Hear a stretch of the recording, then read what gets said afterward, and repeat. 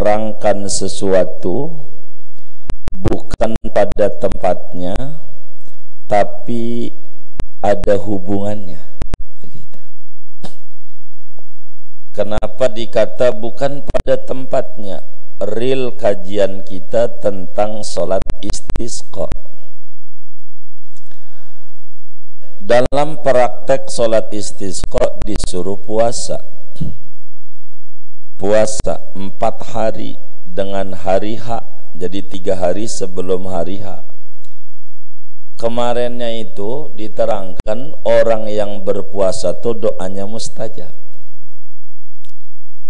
Nah, lalu dilanjutkan oleh Syekh, emang ada berapa orang yang doanya mustajab? Begitu. Nah, ini materi kita. Kata Syekh, ada 7 orang yang kalau doa sama Allah pasti diterima kontan, tak pakai lama. Begitu. Dalam sebuah gubahan syair pujangga Islam bersenandung begini, kata Syekh, wasab'atun la yaruddullahu da'watahum madlumu walidun zu saumin wa zu maradi wa da'watun li akhin bil ghaibi summa nabi li ummatin summa zu hajjin bidzaka qudi. Syair begitu, syair. Ada 7 golongan yang manakala berdoa pasti mustajab. Jadi doa itu, saudara, ada yang diterima, ada yang tidak. Jangan kita beranggapan setiap doa pasti diterima. Jangan, keliru. Tapi kan Quran bilang, ud'uni astajib lakum. Anda berdoa, ku terima, ku ijabah. Jangan itu doang. Kan doa ada syarat-syaratnya. Agar supaya doa itu diterima, aturannya apa? Dan harus difahami cara astajib lakum. Bagaimana cara pengijabahan Allah? Apakah kudu yang diminta kudu dikasih? Ataukah bagaimana? Kan ada aturannya. Ud'uni astajib lakum. Nanti kalau sudah memasuki juz 2 tafsir Munirnya, di ud'uni astajib lakum di ujung masalah. Kan kita masih jilid 1 ya. Masih jilid 1. Begitu. Ntar ada tuh kita terangin. Wa qala rabbukum ud'uni astajib lakum. Kan nanti ada.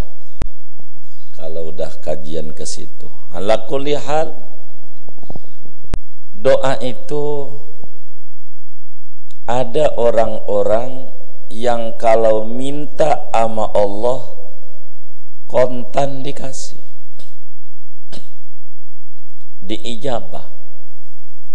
Ada orang-orangnya. Ada 7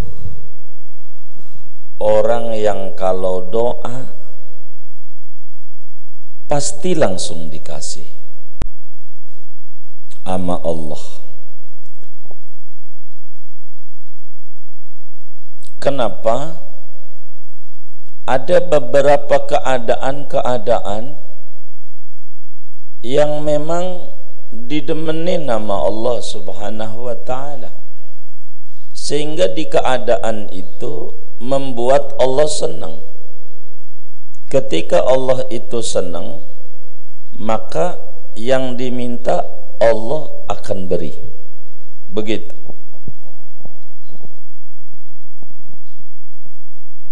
Mazlumun. Pertama, orang yang dizalimi, orang yang diinjak-injak, dizalimin, dipenjara, macam-macam. Jangan dikira di penjara tuh orang jahat, belum tentu. Tidak semua orang di penjara itu orang jahat. Tidak semua. Ada juga orang baik, cuman dianggap jahat, dikurungin. Begitu saudara. Orang yang dizalimi itu doanya manjur. Maka jangan sekali-kali kita menzalimi orang, menganiaya orang. Jangan. Tidak boleh menzalimi orang.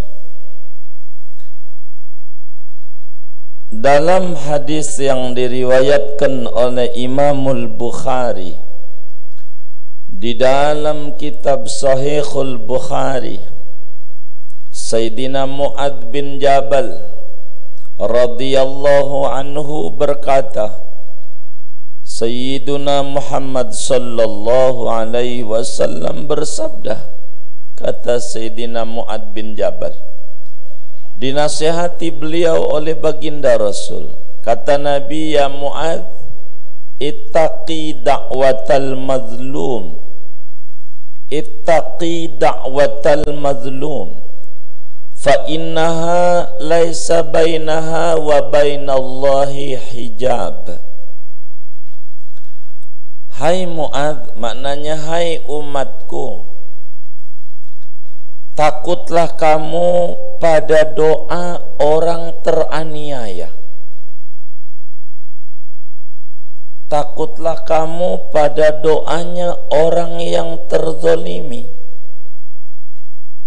merasa tertindas, dilukai hatinya, siapapun dia, orang yang teraniaya ini, hatta walau kanal mazlumu kafiran, sampai-sampai hatta orang yang terzalimi orang non muslim sekalipun, bila dia dizalimi, awas kata Nabi, hati-hati, sebab fa innaha laisa bainaha wa bainallahi hijab, sebab tidak ada antara doanya orang yang teraniaya dan antara Allah dinding penghalang. Tidak ada penghalang yang membatasi dan menghalangi sampainya doa orang teraniaya. Kita jangan menganiaya orang, ngambil barang orang, menipu, dan seterusnya.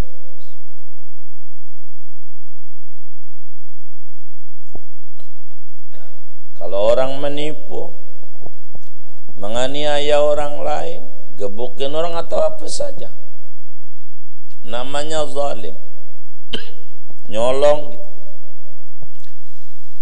Maka orang yang dizalimi itu doanya manjur. Jadi kita kudu hati-hati menzalimi orang. Nanti kalau dia udah doa walaupun dalam hati, Allah penuhi, bahaya. Sehingga bila ada sesuatu yang tidak mengenakan dalam hidup kita, apakah usaha kita menurun dan seterusnya, jangan langsung buruk sangka sama Allah. Padahal gue udah sholat duha, gue udah baca waqiah, ngapa dagang menurun dan seterusnya. Tetapi haruslah kita berupaya, adakah orang yang terzalimi sama kita? sehingga dia berdoa menjadi kaya begini. Harus begitu. Sehingga kita minta ampun nama Allah untuk dia yang terzalimi. Sebab apa? Doanya manjur. Begitu. Ndak bakal enggak. Dalam hadis yang lain, walau ba'da hinin, kata Allah, sekalipun sesudah setahun, tetap permintaan proposalnya itu sama Allah cair. Walaupun setahun, artinya enggak langsung, tetap yang diminta dikasih. Itu orang yang dizalimi. Ndak bisa, kita ndak boleh berbuat zalim. Bahaya, bahaya. Begitu. Jadi pertama, orang yang doanya manjur adalah orang yang dizalimi. Bukan juga maknanya biar saya manjur lo tonjokin gua dah bergozalimi. Bukan juga begitu maknanya, bukan gitu maknanya. Jadi kita jangan zalim sama orang sehingga menyebabkan dia berdoa sama Allah. Kalau sudah doa diluncurkan dari dia punya lidah, tulus dia, bahaya. Doa manjur, nggak ada doa yang nggak manjur. Begitu, mesti manjur. Jadi kalau kita dizalimi udah doa dah, jangan ragu. Kita merasa dizalimin, doa dah, jangan. Yakini, Nabi udah bilang. Kalau kata Imam Ibnu Athaillah di dalam hikamnya, la yusakkikannaka fil wa'di adamul wuqu'i fil maw'ud. Jangan sampai meragukan Anda pada janji Allah, ketiadaan terjadi yang dijanjikan itu. Jangan sampai pengijabahan doa yang Anda lontarkan dari lidah dan hati Anda belum terwujud, jangan membuat Anda ragu. Supaya tidak menjadi padam batiniah kita. Karena kalau ragu, innallaha la yukhliful mi'ad. Allah tak pernah ingkar janji. Mantap. Kalau kita udah doa, udah, ndak usah kita gusar, proposal udah diajuin. Husnudzon, mungkin baru nyampe RW nih, belum ke proses, kan prosesnya lama dari RW dulu, terus ke lurah, ya kan, camat, wali kota, gubernur, dirjen, kan menteri, presiden. Kan lagi jalan, sabar. Begitu. Allah panggil kita aja nggak buru-buru. Allah Akbar, Allah Akbar. Tar dulu sih, berisik amat, baru juga adzan belum qomat. Ada nggak bu yang lakinya begitu tuh bu? Nggak ada, alhamdulillah. Jadi doa orang yang terzalimi manjur. 1, 2, walidun, doa orang tua. Kalau kita punya orang tua tuh, minta sama orang tua. Allah yarham Habib Salim Masatri, pembangun Rubat Tarim, pengasuh di Yaman itu. Kalau ada orang datang sama beliau, wali, minta doa. Ente punya orang tua? Punya. Orang tua ente lebih manjur doanya daripada 70 waliullah sama orang tua. Doa. Jangan-jangan seretnya rezeki kita kurang bahagia sama orang tua, kurang. Begitu. Di dalam kitab Tambiul Ghafilin dikata oleh Imam Abu Lais As-Samarqandi, diriwayatkan ittafaqa ashabu Rasulillah sallallahu alaihi wasallam ala anna min asbabi dhiqil ma'isyah tarkad du'a lil walidain. Sepakat semua sahabat Nabi 124.000 orang, seretnya jalan rezeki kita kurang doa sama orang tua, kurang. Begitu, nenteng makanan lewat aja depan orang tua, sampai ngiler orang tua kita, enggak bagi, tahu dia. Begitu, bagi. Bini kita mah demen nama kita, udah sukses kitanya. Kalau kitanya tidur mau di kolong tol Tomang, tol Kebonjeruk kolongnya, kagak mau. Orang tua kita mau kita belum sukses, nyebokin kita. Gitu, bagi. Gitu, minta doa sama orang tua, minta doa. Sebab walidun, doa orang tua manjur. Jangan dikata orang tua saya bodoh, hatta bodoh. Sebab doa yang manjur adalah doa daripada hamba yang tulus. Sebisa dia doa, jangan nggak doa. Bila kita ngalamin seret buntu, dagang ini salah, rugi lagi, dagang ini gagal lagi, pegang tuh orang tua, suruh wudu, airnya taruh tuh di ember, wudu ya tuh. Nah, kakinya orang Jawa mah cuci kaki orang tua, minum dah tuh air wudunya orang tua. Ada masalah, redoin saya mak, redoin saya ya. Kata orang tua, diusaplah uang kita itu. Iya, saya redo. Kau jadi anak saya maafin kesalahanmu.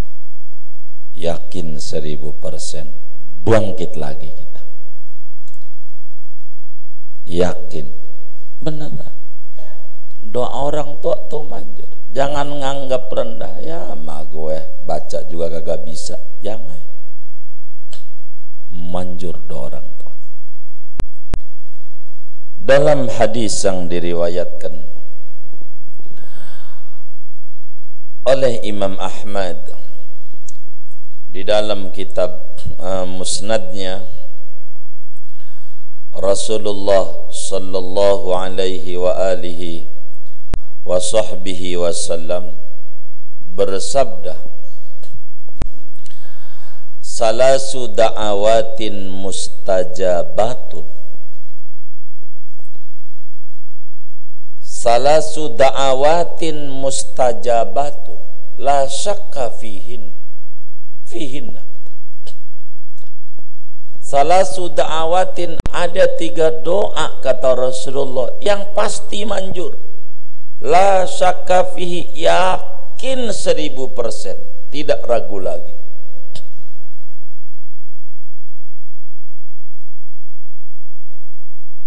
Mana di antara 3? Nabi bilang dakwatul walid,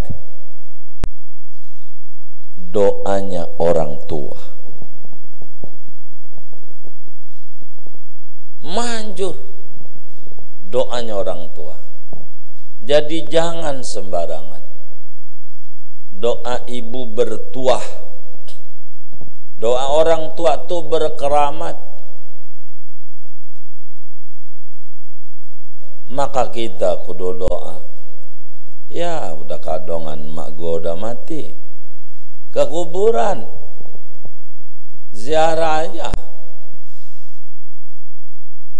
ziarah, doa orang tua. Kami aja kalau ada kesempatan ziaratul aulia, ziarah ke wali-wali, mesti suruh doain, fatihain orang tua. Teman-teman Jadi meski tidak ke kuburannya, kita doa aja, baca Fatihah buat orang tua. Begitu. Doa orang tua tuh manjur.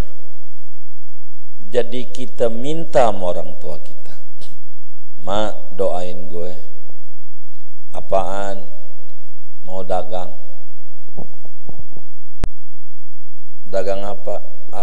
Dagang apa, Maya? Pengennya sih laku nggak laku habis. Oh, dagang es. Kalau laku nggak laku habis, nggak laku juga habis. Dagang es. Iya, dia nanya dia. Doa sama orang tua manjur. Jangan nggak. Kami temukan ada orang anak muda. Kenapa kami sebut anak muda? Sebab umurnya baru 35 tahun. Masih muda lah ya. 35 jadi 30-an, belum 40. Tapi usahanya bagus. Ada 400 hektar dia punya tanah itu. Beneran? Banyak. 400 hektar itu banyak apa dikit ya? Banyak ya. Anak muda. Saya tanya, umur abang ini berapa? 35.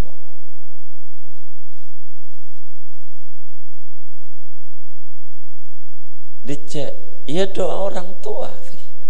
Saya enggak pernah. Mau apa aja kecuali saya harus datangin ke mama saya. Kalau Jumat dia ngeset-ngeset, mamanya duduk sini. Ngeset-ngeset. Tiap Jumat orang Jawa nongkrong, gendong, makan. Jumat dilayanin. Kayak begitu. Kata saya wajar. Kalau kita kan pengen 400 hektarnya, begitunya kan ogah begitu. Jadi ada sahabat nggak kagum, nggak begitu. Emang begitu. Jadi sama orang tua jangan anggap kecil. Hatta kita kiai begitu, ustadz gitu, tetap penting doa orang tua. Manjur. Jadi harus minta doa restu. Kata Nabi, salasu da'awatin mustajabat. Ada 3 doa yang mustajab. Da'watul walid, doanya orang tua. Ada terusannya, doa da'watul imamil muqsit, doanya pemimpin yang adil. Da'watul musafir, doanya musafir. Nanti di depan doa yang doanya manjur. Pertama siapa? Orang zalim, orang yang dizalimi. Yang kedua orang tua. Zu saumin. Yang ketiganya orang yang berpuasa. Orang yang puasa tuh doanya manjur. Makanya banyak ulama tuh kalau bagi amalan sama orang puasa ya, itu puasanya yang bikin manjur amalan. Puasanya. Pakai nanya lagi, berapa hari? Sehari, seminggu, apa 40 hari? Ya nanya, kata 40 hari. Gara-gara kita juga reseh. Ini 40 hari ini biasa apa mutih? Mutih, kata Kiai. Waduh berat, salah kita nanya-nanya mulu. Memang puasa ya udah sehari juga cukup. Gara-gara nanya berapa hari, ya udah lama jadi susah. Doanya orang yang puasa itu manjur. Orang puasa. Dalam hadis yang diriwayatkan oleh Imam Ahmad bin Hanbal, dalam kitab musnadnya, Rasulullah sallallahu alaihi wa alihi wasallam bersabda, salasatun la turaddu da'watuhum. Kata Nabi, ada 3 orang yang tidak akan ditolak doa yang dipanjatkan mereka. Dalam hadis ini Nabi sampaikan, da'watus shaim hina yuftiru, doanya orang yang puasa ketika dia berbuka. Tuh orang puasa menjelang maghrib paling manjur-manjurnya doa menjelang maghrib tuh. Maka orang dulu sholawatan, asyhadu an la ilaha illallah astaghfirullah nas'aluka ridhaka wal jannah wa na'udzubika min sakhatika wan nar, asyhadu an la ilaha illallah astaghfirullah nas'aluka ridhaka wal jannah wa na'udzubika min sakhatika wan nar. Apa aja doa, ya minta surga lah, minta redha. Pokoknya orang berpuasa menjelang buka manjur, menjelang buka. Maka menjelang buka jangan keluyuran, duduk menjelang buka tuh. Jam 5 maghrib udah duduk tuh, mau baca Quran, manjur. Orang puasa doa, kumpulin dah tuh, baca apa tuh, begitu manjur banget doanya orang puasa menjelang buka. Ini yang disebut lis-shaimi farhatani, farhatun inda iftarihi wa farhatun inda liqa'i rabbih. Orang puasa ada 2 kebahagiaan yang tiada tara. Pertama, menjelang buka. Kenapa bahagia? Sebab doa apa saja yang orang berpuasa minta sama Allah, apa aja pasti dikasih. Tapi mintanya jangan asal minta, harus rapi. Ada anak muda sampai 2021 belum nikah juga, belum laku. Dia menjelang buka, dia doa, ya Allah, ya Rabb, saya pengen dengan puasa ini hidup saya dikelilingi wanita-wanita, jadi tukang sayur keliling. Jadi tiap hari itu dikelilingi wanita.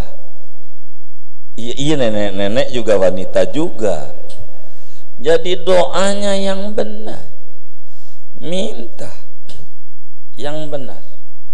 Sebab manjur menjelang buka orang puasa, minta apa aja.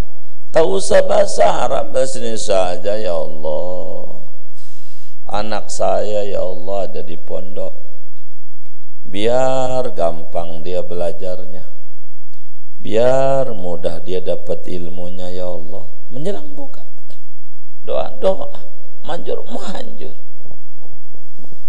Maka kalau kita puasa tengah 6 nongkrong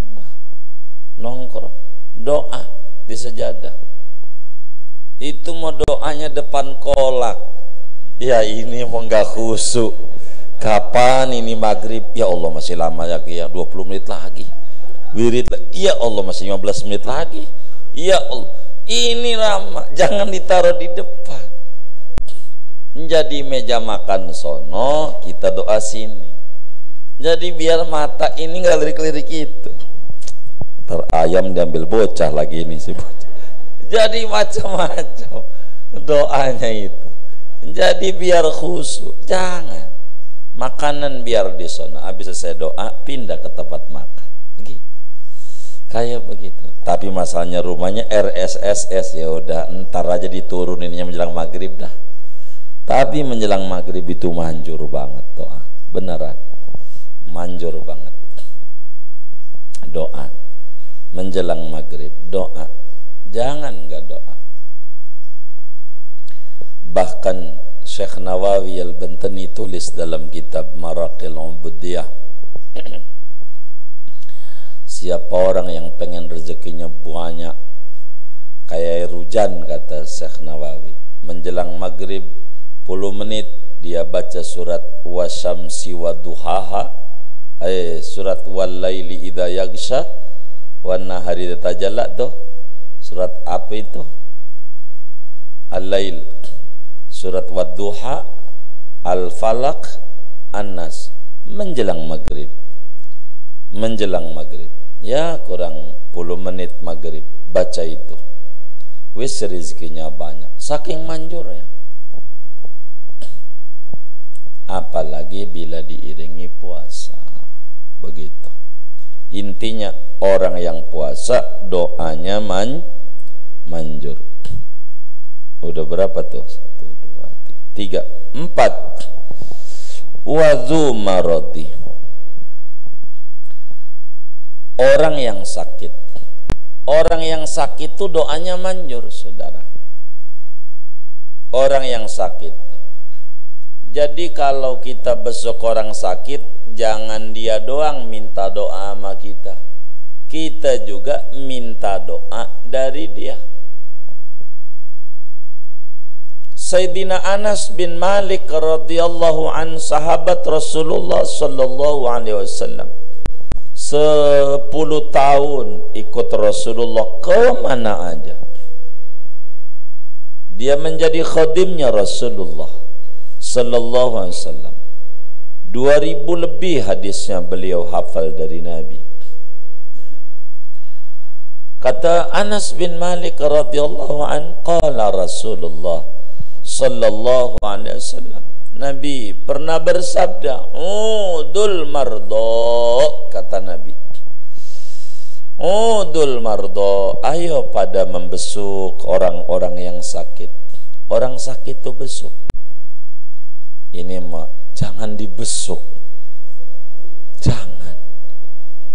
Ya Allah, udah sakit itu dia udah galau, puyeng, kagak ditengok, tambah puyeng.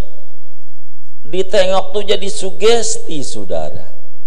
Sugesti imun, semangat.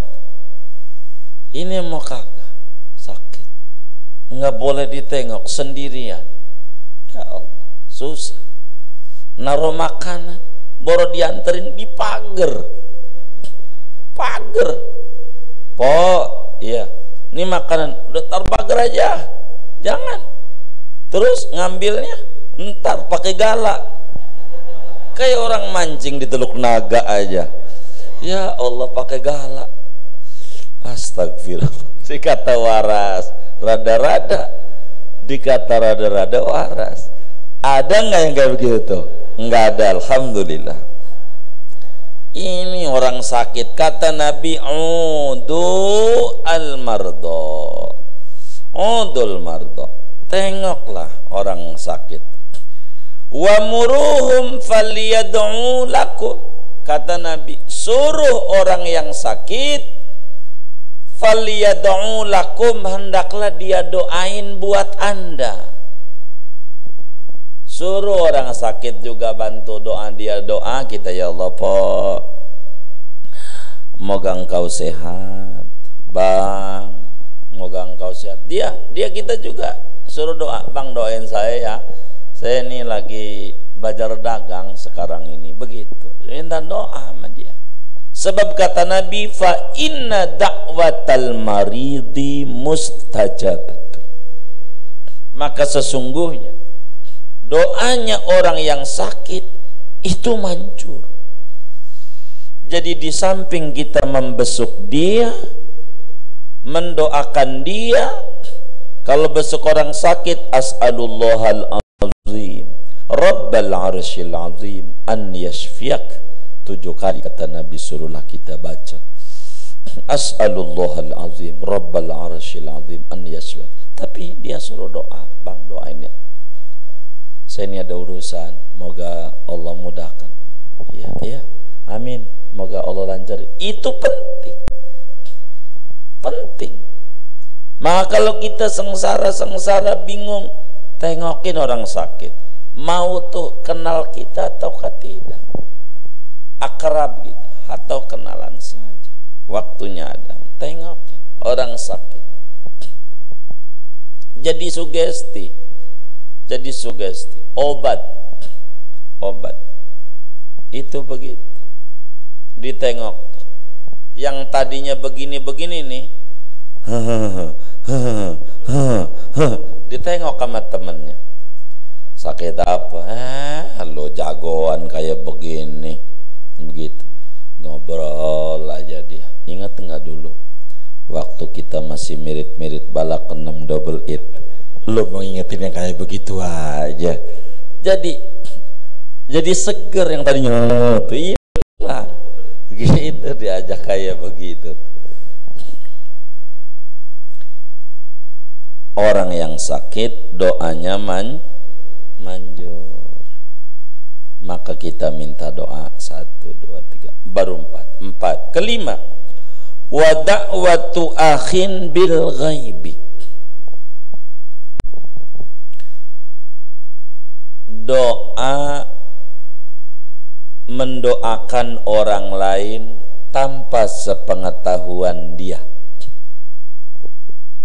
Itu manjur. Mendoakan orang lain tanpa sepengetahuan dia. Doa itu manjur. Kadang kalau zat aulia yang doain pasangannya, nggak ada bini, doain anaknya, doain temennya, doa. Tuh mendoakan orang lain tuh manjur. Seringlah kita, kalau pengen kita masalah kita diberesin sama Allah, sering-sering jangan pelit doain orang-orang. Doain orang lain. Doain aja. Dalam hadis riwayat Imam Muslim, Imam Bukhari juga riwayatkan dalam kitab sahihnya, Sayyiduna Muhammad sallallahu alaihi wasallam bersabda, "Ma min muslimin yad'u li akhihi bil ghaib illa qala al malakul muwakkalu bih walaka bimislin." Bila mana ada kita orang doain orang lain, teman kita atau siapa aja, doain orang lain dengan penuh ketulusan, bukan nyumpahin, doain. Itu manjur doanya. Dan keuntungannya malaikat yang bawa doa ini spesial. Kita doain teman kita, ada malaikat yang ditugasi oleh Allah khusus ngurusin, ngebawa doa-doa yang dibaca oleh kita untuk orang lain. Ada malaikatnya. Itu malaikat bilang, Anda sama akan diberi seperti apa yang Anda minta. Makanya kita sering dengar baca solawat dibalas sama Allah. Kenapa? Mohon maaf, doain orang lain. Apalagi orang lain ini memiliki tingkat ketakwaannya yang sangat luar biasa. Siapa lagi kalau bukan Sayyiduna Muhammad sallallahu alaihi wasallam. Maka Nabi bilang, "Man shalla alayya marratan sallallahu alaihi asra marrat." Siapa yang mendoakan, baca suatu doain saya sekali, Allah balas 10 kali. Saking doain orang lain itu penting. Doain orang lain. Kan di majelis enak penutup hadisnya, ya Rabbana a'tarafna bi annana qatarafna wa annana asrafna ala ladza asyrafna. Duhai Allah, saya sadar sesadar-sadarnya saya punya dosa seabrek, makanya saya ngaji nih karena dosa saya seabrek. Wa annana asrafna, saya ini udah melampaui jauh dari jalanmu. Ala ladza asrafna, ama neraka udah deket dah sama surga. Ya Allah, kaki bisa dihitung ke majelis dibanding ke tempat mancing kan udah kagak kehitung dah. begitu, kehitungan majelis dah begitu gitu. Terusnya apa itu? Ya Rabban tarafina fatub alaina taubah. Karena itu ya Allah, saya duduk di majelis ini, saya bertaubat kepadamu, berilah ampunan taubat kepada saya. Taghsilu kulla haubah, dengan taubat yang bisa menghapus semua dosa-dosa yang saya pernah lakukan. Terus apa itu? Taghsilu kulla haubah. Fatubana taubah taghsilu kulla khaubah wastur lanal aurati wa aminir rawati. Tutupi aib dan kekurangan saya, beri saya rasa aman dari virus-virus yang membingungkan dan menggundahkan saya. Waghfir liwalidina, ampuni dosa orang-orang tua kami yang sudah meninggal maupun yang masih hidup. Rabbi wa mauludina, anak-anak kami yang di pondok, yang di rumah, yang kuliah, tolong ampunin dosanya biar gampang, yang udah kerja biar gampang dapat kerja, yang belajar biar dapat ilmu. Rabbi wa mauludina wal ahli, istri kami ya Allah ampuni dosanya, ya jangan-jangan seretnya rezeki kami karena istri kami punya salah, ampuni ya suami wal ahli wal ikhwani, saudara-saudara kami. Begitulah semuanya itu begitu sampai ujungnya bil Mustafa Rasuli, demi keagungan Nabi Muhammad Rasulullah, nahdha bi kulli su'i, kami mendapatkan semua yang kami minta. Makanya yang khusyuk kalau doa tuh, yang khusyuk, tapi saking kelewat khusyuknya nggak ada suaranya, itu mengantuk namanya. Yang kenceng kalau doa. Jadi kita biar kuping kita ibadah, begitu, mulut kita ibadah. Kalau pelan, kuping nggak ibadah, nggak dengar. Yang dengar suara orang, suara kita yang kenceng. Doa itu yang serius. Begitu. Doain orang lain itu manjur. Maka sering-sering nulis doa orang lain, doa. Kan ada grup WA tuh, tulis moga-moga yang di grup ini Allah kasih sehat, begitu doain, begitu. Jadi daripada ngirim yang agak-agak, yang enak aja, yang enak-enak aja, doanya itu manjur. Keenam, bener ya? Keenam, summa nabi li ummatin. Kemudian di antara orang yang doanya manjur adalah doa Nabi kepada umatnya. Dalam hadis riwayat Imamul Bukhari, Imamul Bukhari meriwayatkan hadis, juga Imam Muslim di dalam Sahih Muslimnya, di mana Rasulullah sallallahu alaihi wa alihi wasallam bersabda, likulli nabiyyin da'watun mustajabatun. Bagi tiap-tiap nabi itu punya doa yang manjur. Doanya Nabi manjur. Nabi Nuh minta, ya Rabb, ini umatku ini ya susah amat, disuruh ibadah. Ya Allah, saya udah 1000 tahun dakwah cuma dapat orang 40, susah banget ini. Ya Allah, kirimlah banjir ya Allah, banjir aja. 40 tahun hujan siang malam gak berhenti, 40 tahun. Kira-kira kebon jeruk banjir gak? Iya, 40 hari, enggak 40 hari sehari semalam aja udah repot kemarin. Begitu. Repot. Ini KPN hampir 3 meter. Ini belum proses surut ini.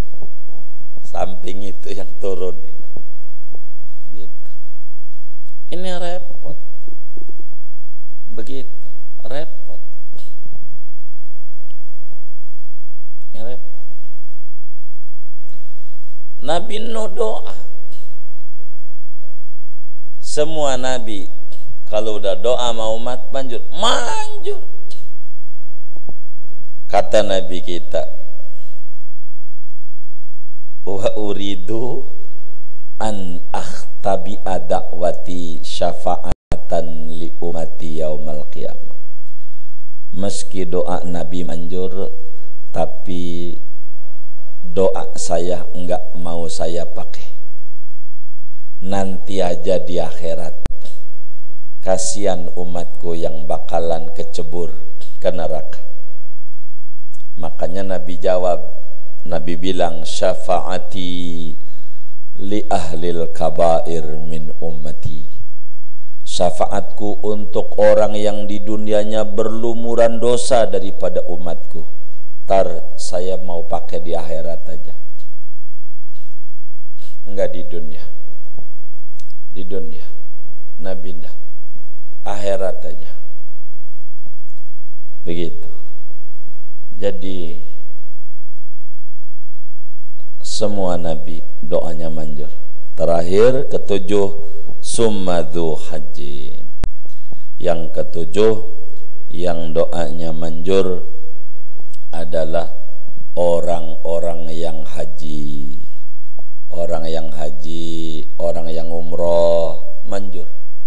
Dalam hadis riwayat Imam Ibnu Majah, Imam Ibnu Majah tuliskan dalam kitab sunannya, di mana Rasulullah sallallahu alaihi wasallam bersabda, al-hujjaju wal umaru wafdullah in da'awhum ajabahum, in da'awhu ajabahum, wa in istaghfaruhu ghafara lahum.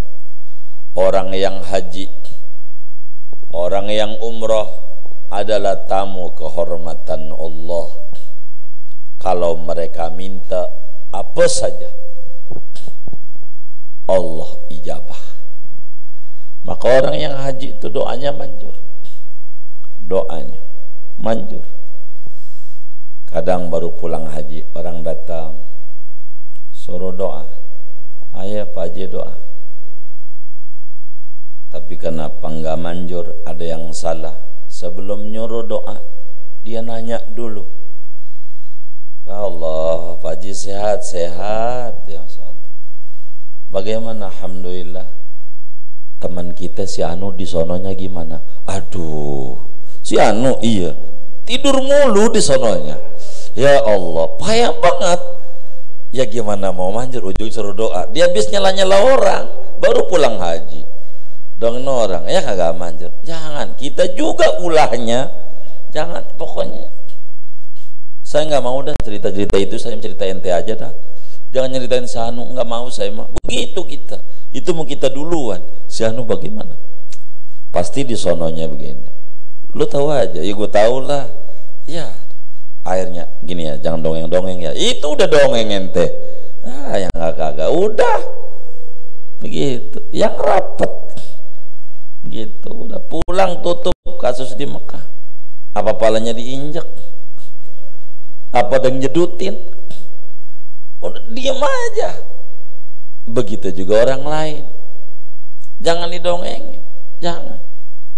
Ada kawan kita aparat, ya Allah, guru, saya jeder-jeder. Di mana? Di pantat. Apa waktu nembak yang di Cengkareng itu ya begitu? Nggak usah. Jangan gitu, nggak usah. Jadi orang yang haji doanya manjur. Jadi kalau ke Mekah doa. Udah pulang doa, minta doa. Makanya kalau kita haji umroh paling enggak apal dah doa kuntetmu. Takut disuruh doa doang. Jangan udah pulang, ayo dong bang doalah. Ya doa sesuai keyakinan masing-masing aja. Ya boleh dikit mau doa. Orang haji itu, orang umroh manjur doanya. Belajarlah doa-doa, minimal kita mesti doa. Doanya manjur, doanya manjur. Manjur. Inilah 7 golongan yang kalau doa-doa pasti diijabah oleh Allah Subhanahu wa ta'ala.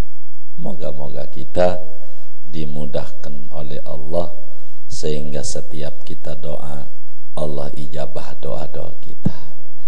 Amin ya rabbal alamin. Segini aja dah ngajinya ya. Ada yang ditanya mungkin dari materi ini atau di luarnya sebelum doa silahkan. Baik, saya tak ini dulu. Ada pertanyaan, 3 pertanyaan.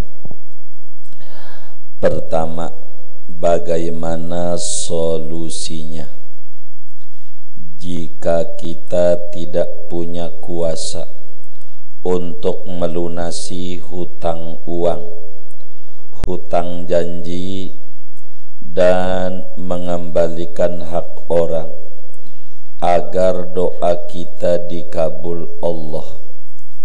Sepertinya secara fisik, usia, dan keuangan tidak memungkinkan untuk ikhtiar melunasinya. Baik, bagaimana solusinya kalau kita punya pinjaman, punya janji atau apa saja, hutang lah sama orang? Begini, sebetulnya saudara, hutang ini Allah juga yang mentakdirkan. Hutang ini menyebabkan kita berhutang, Allah juga yang mentakdirkan sehingga kita berhutang. Cuman seringkali kesulitan itu muncul ketika kita berhutang, itu ketika kita terjadi meremehkan sesuatu. Contoh begini, kita biar gampang kredit motor, ya utang, kan utang juga, atau sama tetangga atau sama teman kita ngutang. Kan ditanya, kapan lo mau bayar? Kata kita, ini tanggal berapa ya? 21 ya?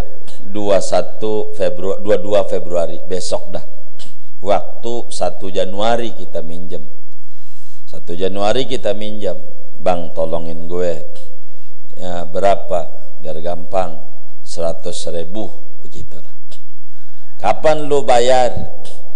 21 Februari. Insya Allah saya kayaknya ada duit 21 Februari. Maka ada kalanya cara Allah tuh, karena ini kita terdesak sehingga kita jadi minjam. 1 Februari udah ada duit itu. 1 Februari umpamanya udah ada. Kata kita, belum jatuh, belum jatuh tempo, gua pakai dulu aja dah. Ini yang jadi masalah, kita nggak ada akhirnya. Seringkali kita begitu, kita jangan. Kejadian begitu, seringkali begitu. Kami, artinya sedikit contoh kehidupan, nama kami itu dalam bank pasti bagus, insya Allah. Kami itu dalam kredit suka, mohon maaf, kadang ada asatid, enggak, motornya hilang, ya paling kita kabarin. Begitu kata teman kita di Cilegon, Bang, Ustaz Danu motornya hilang. Oh, hilang. Mau nggak kredit? Mau. Kalau mau saya kreditin. Yang penting jangan pengen buru-buru, BPKB-nya diterima, artinya semampu saya kreditnya, begitu. Yang penting punya motor aja dah. Gitu. Artinya jangan sampai pengen setahun, begitu. Lunas itu urusan kita, gitu. Tanggung jawab. Seumpama kita tanggal 10, pokoknya tanggal sesudah kita bisa, tanggal 1, tanggal 2 kita bayar. Enggak mau nanti-nanti, karena itu melancarkan rezeki kita. Jangan nunggu di tanggal haknya, jangan nunggu mepet kayak bal listrik. Tanggal 20 entar aja, ini baru tanggal ini, entar tanggal 20 aja. Jangan, kan udah kita pakai buat baca Quran, kita udah pakai buat pakai buat makin kita menunda-nunda, rezeki kita makin dikit. Itu yang sering terjadi, kenapa kita bermasalah. Nah, bagaimana solusinya kalau kita punya hutang? Niatin dulu pertama.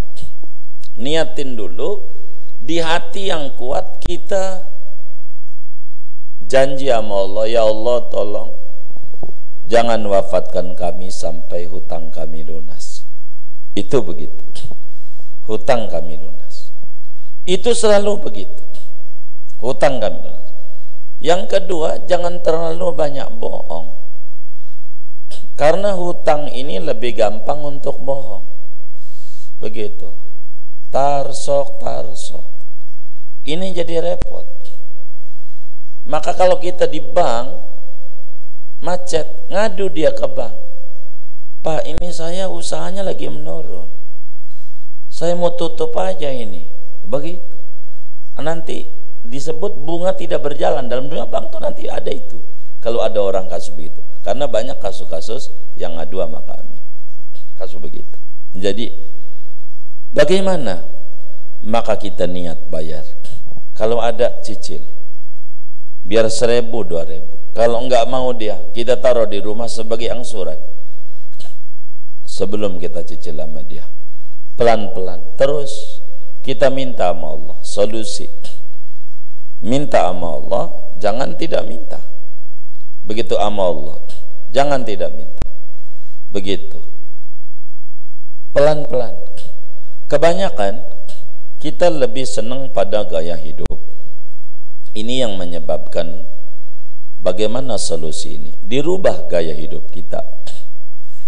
Mohon maaf, handphone yang harganya 30 juta dengan harganya 1 juta sama. Buat nelpon juga, WA sama, cuman yang beda gaya doang.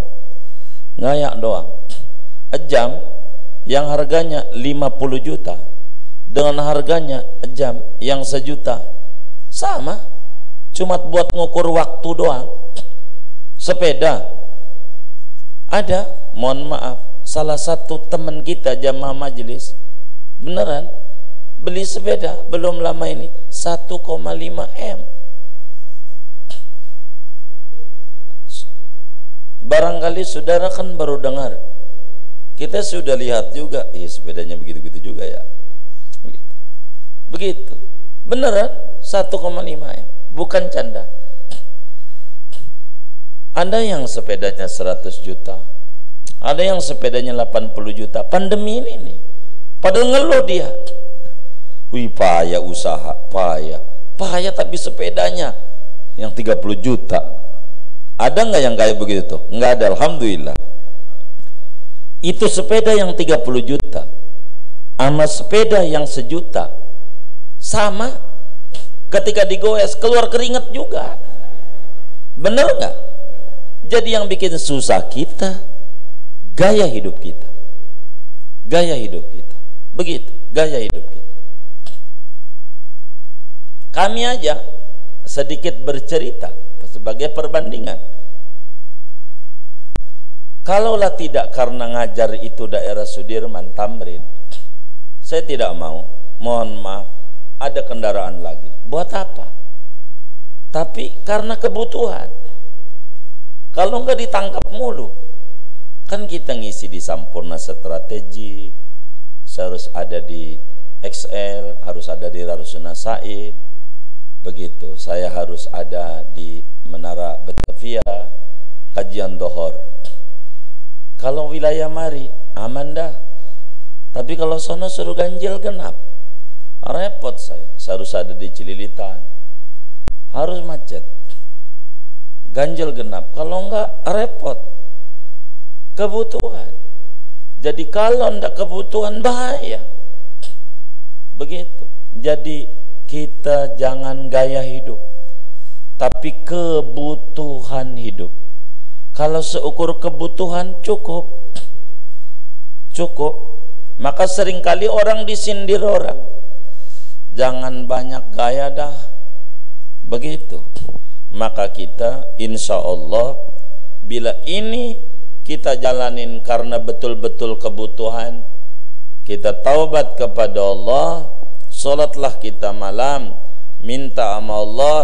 Imam Ghazali ajarkan rakaat pertama baca kulhu 10 aja, 10 habis Fatihahnya. Rakaat 2 20, rakaat 3 30, rakaat 4 40. Salam, baca doa tuh yang anti hutang. Kan ada doa yang diajarkan kepada Abu Umamah, kita hafal. Allahumma inni a'udzubika minal hammi wal hazan sampai wa min ghalabatid dain wa qahrir rijal. Itu doanya, ulang-ulang aja. Itu Rasulullah ajarin Abu Umamah, lunas utangnya. Nanti jalannya ada. Jalannya ada. Seringkali penyebab kita punya hutang yang kesulitan tuh ketika ada lah belum nagih ini. Kan sering begitu tuh. Belum nagih ini, jangan nunggu ditagih. Bayar utang tuh jalannya aja ganjaran gede. Jalan mau bayar utang, jalannya doang. Wong wajib, jadi jalan tempat wajib sabilillah. Kayak haji, ganjaran haji jalannya doang, jalannya. Begitu.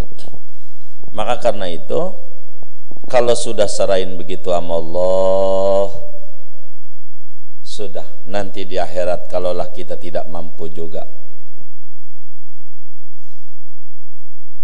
maka kemudian Allah yang akan beresin. Yang penting kita niatnya lurus. Jangan sekali-kali kita punya hutang, doa untuk tuan utang jangan sampai nagih. Jangan. Ini ada. Kenapa saya kata begini? Saya temukan ada di antara makam aulia tuh paling manjur banget urusan hutang. Namanya Syekh Hasan Basri. Itu utang banyak mesti beres. Itu kalau ziarah ke beliau, Syekh Hasan Basri di Cakung, Tangerang, Kresek, Kabupaten Tangerang. Saya sering temuin ada orang-orang duduk, Pak udah berapa hari? Saya nginep di sini 3 hari. Saya tanya, punya utang berapa? Kata dia, tahu aja saya punya utang. Begitu. Kan tahu wali ini emang bagian begini, kata kita. Bukan juga saya wali, bukan. Cuman saya bilang, dia cerita, saya ini punya utang 50 juta ditagih, makanya saya lari kemari. Tapi manjur ini wali. Pas saya kemari ketahuan sama dia di mari, enggak marah-marah. Emang enggak bakalan marah-marah. Orang biar marah kayak apa, kita ada di makam wali itu, beneran enggak bakal marah. Enggak bakal marah, kagak beneran, biasa aja.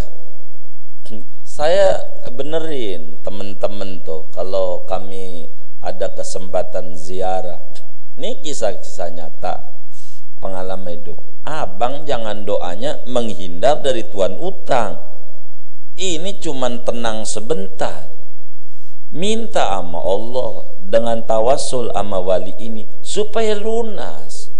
Jangan mintanya biar dia jangan nagih. Utang tetap kagak lunas.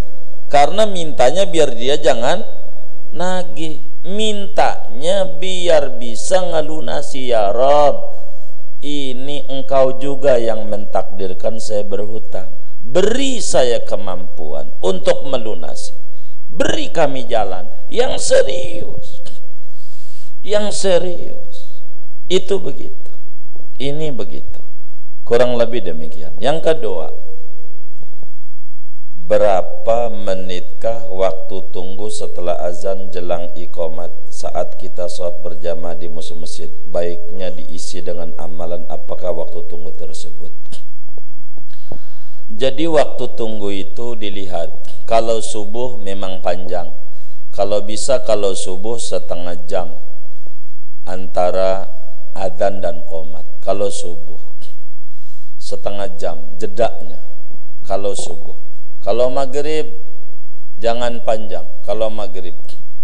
Kalau bisa setelah adzan jadi 10 menit lah atau 5 menit gitu. Jadi intinya pada adzan tuh 5 menit aja sepernya kalau maghrib, karena waktunya sempit. Isya 20 menit, ini disesuaikan saja. Disesuaikan saja. Jadi antara adzan dan qomat ini juga di antara doa. Waktu ini mau bukan doa nih, waktu yang manjur kalau kita doa. Itu juga sama. Jadi ad-du'a bainal adzana ini mustajabun. Doa antara adzan dan qomat itu mustajab. Di siapa? Isi sholawatan. Kalau subuh yang paling manjur, orang pengen duitnya banyak diajarin tuh, yang punya utang nih, hubungannya utang lagi nih. Sama Nabi, nih amalannya subuh, habis qobliyah subuh tuh subhanallah wa bihamdihi subhanallahil azim astaghfirullah 100. 40 subuh jangan putus antara adzan dan qomat. Begitu. Itu 100. Mana lagi? Ya Hayyu ya Qayyum la ilaha illa anta 40 kali. Itu subuh. Doa-doa subuh Nabi ajarin. Ada sahabat ngeluh, ngapain lu duduk di pojok, kucel, kumel, dandannya kayak sufi aja. Iya Nabi, lagi sulit finansial. Saya kira sufi sulit finansial, lagi payah. Kok kamu nggak baca ya tasbih yang menderaskan aliran rezeki? Yang mana? Diajarin sama Nabi. Antara qobliyah subuh sama salat subuh baca tasbih 100. Subhanallah wa bihamdihi subhanallahil azim astaghfirullah 100. 40 hari, jangan putus. Ini dia masalahnya. Kalau subuh bangunnya jam 7, waduh repot juga kitanya kalau yang kayak begini nih. Jadi diisi dengan apa? Terserah, yang penting yang baik. Doa apa aja? Kalau orang dulu sebut sholawatan, ya silakan. Mau sholat nariyah, mau apa, silakan. Sholawatan sekarang hilang, sebab kalau sholawatan berisik begitu. Muslim juga yang kayak begitu, jadinya hilang. Akhirnya zaman dulu mah ada adzan tuh, bocah-bocah gitu. Bocahnya diomelin mulu, sekarang nggak main ke masjid bocahnya, jadi repot. Jadi diisi dengan apa? Ya sesudah ada qobliyah, ada banyak doa-doa yang diisi. Ketiga, pertanyaannya apa ini?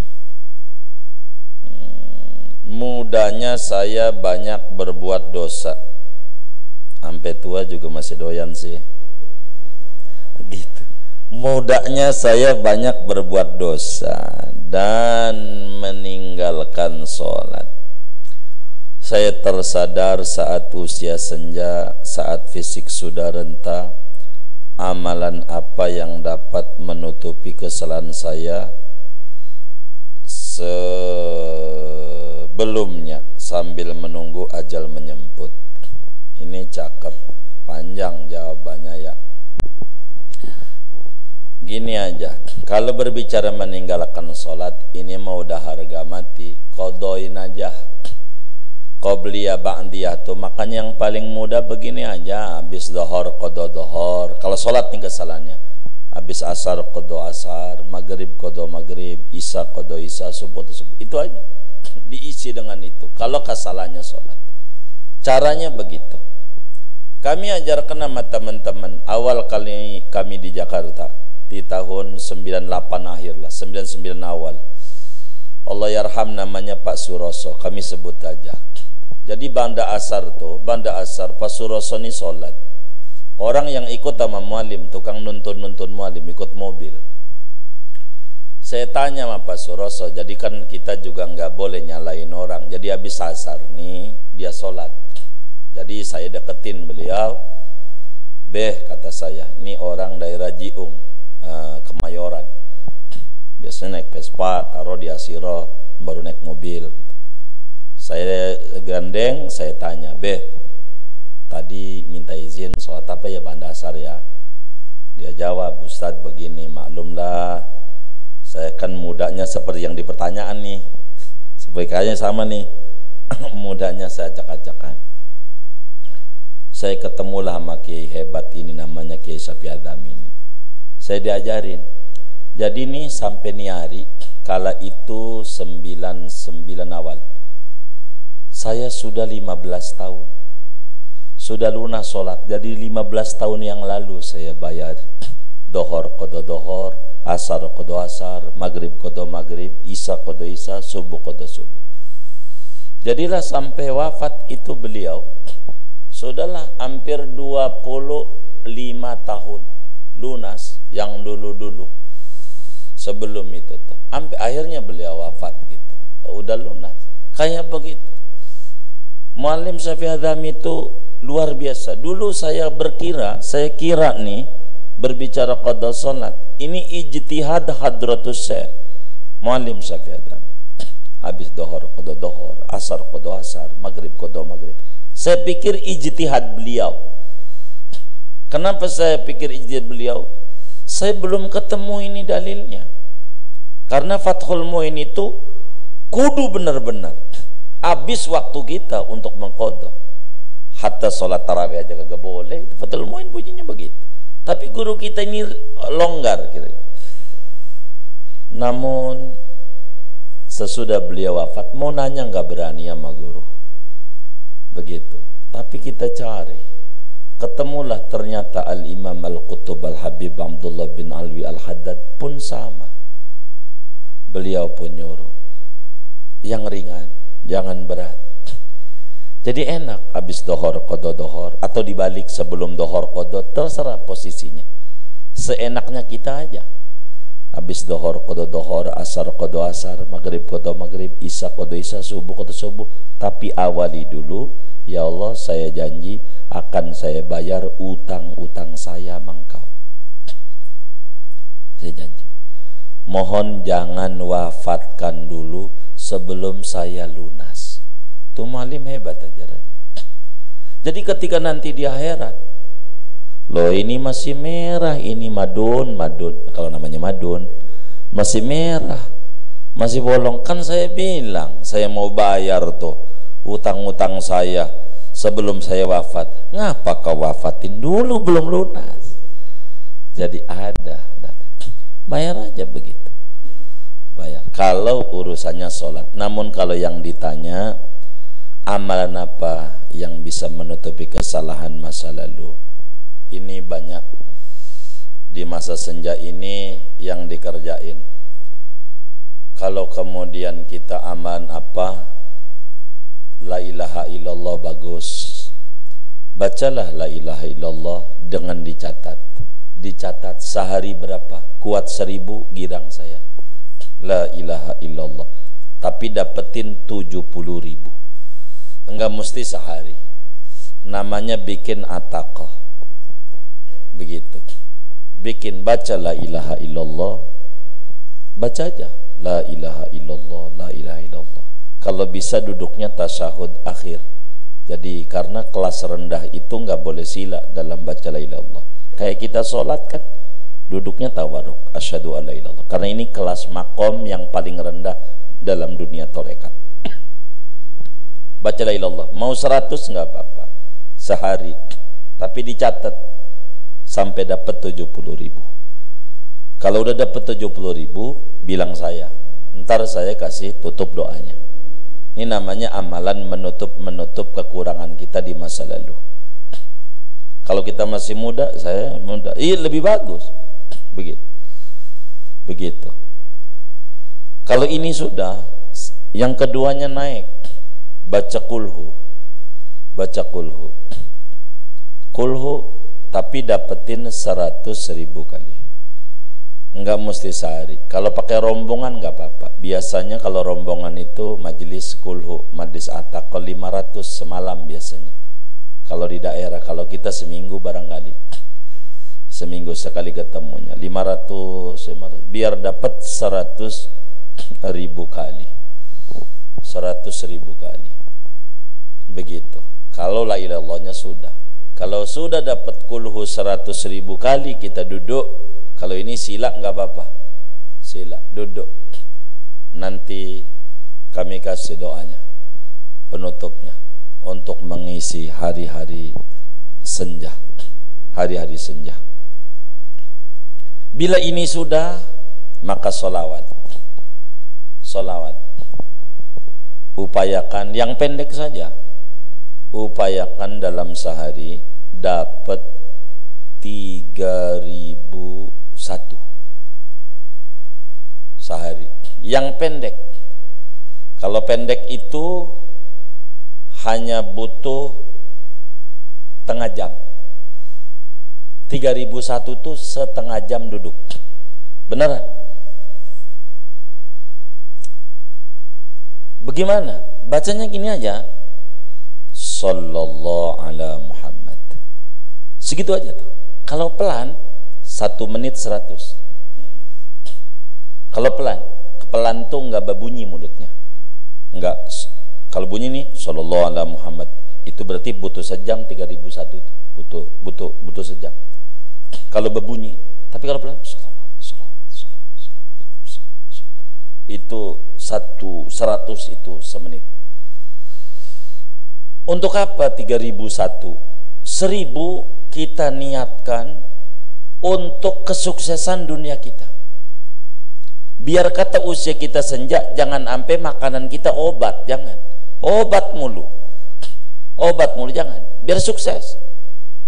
Biar bisa ninggalin lah buat anak, buat cucu. Biar sukses. 1000 buat sukses dunia kita. Niatin 1000, niatin buat sukses di kubur kita. 1000 biar kubur kita bahagia. 1000 niatin biar sukses akhirat kita. 1000 lah, yang satu buat sukses teman-teman kita yang mengenal kita. Itu begitu 3001.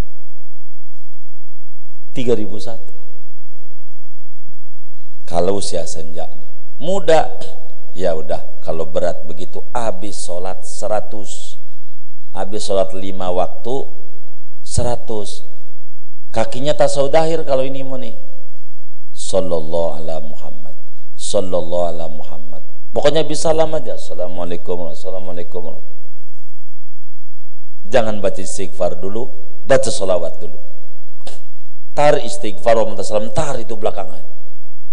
Sallallahu ala Muhammad, Sallallahu ala Muhammad, Sallallahu ala Muhammad. 100. Untuk apa? 33 untuk sukses dunia kita. Biar kita jangan pusing urusan rezeki, duit. 33 untuk sukses kubur kita. Udah berapa tuh? 66. 33 untuk sukses akhirat kita. Berapa tuh? 9. 1 supaya teman-teman kita jangan ngalamin susah hidup. Sama, tapi ini tingkat rendah banget. TK ada TK. Kalau yang 3001 udah SMA dah. SMA. Ini aja cara-cara mengisi di hari senja buat itu. Baca Sallallahu Muhammad. Baca. Tidak ada cara buat kita untuk mulia itu. Bagaimana kalau saya dua-duanya? Wih, lebih bagus. Habis sholat 100, di luar sholat 3001, itu bagus. Gitu. Bagaimana sambil mancing di Teluk Naga? Bagus juga. Moga dapetin ikan bandeng banyak, ya kan? Begitu. Enggak apa-apa. Begitu. Baca Sallallahu ala Muhammad, Sallallahu ala Muhammad. Baca. Tapi kalau punya dalail, baca dalailul khairat. Sebab itu tidak tertandingi sholawatnya, amalannya. Biar tidak pusing. Saudara, urusan utang